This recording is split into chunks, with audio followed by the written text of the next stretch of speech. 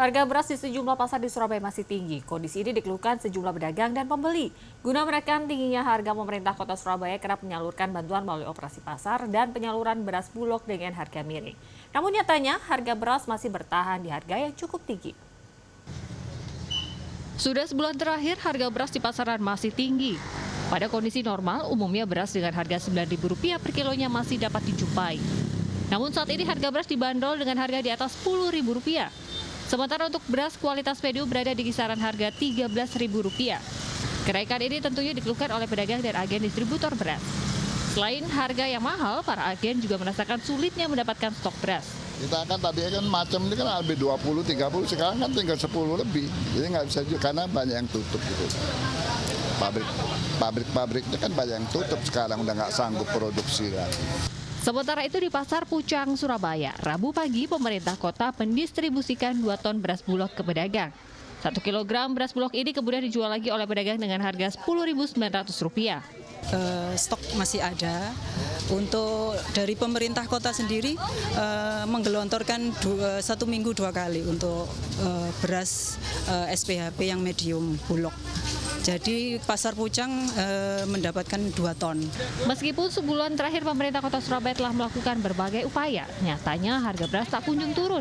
Hal ini tentunya dikeluhkan para konsumen. Sekarang sudah lebih tinggi. Kalau dulu udah ada beras harganya mangga ini 14.000.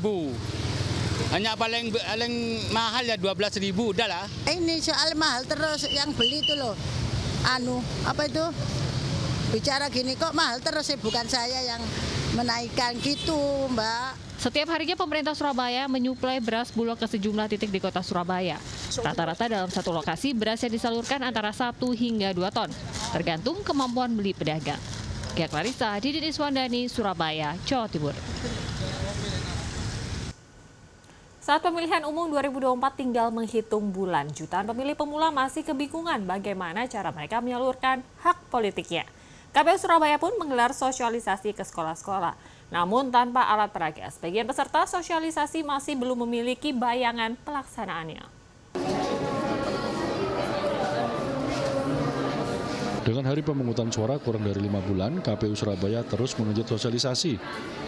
Di Kota Surabaya tercatat lebih dari 2.200.000 pemilih yang terverifikasi dan sekitar 20%-nya adalah pemilih pemula, yaitu mereka yang pada tahun depan untuk pertama kalinya memiliki hak pilih. Seperti pada Rabu ini, KPU Kota Surabaya mengadakan sosialisasi pemilih pemula di SMA SMK Mahardika Surabaya.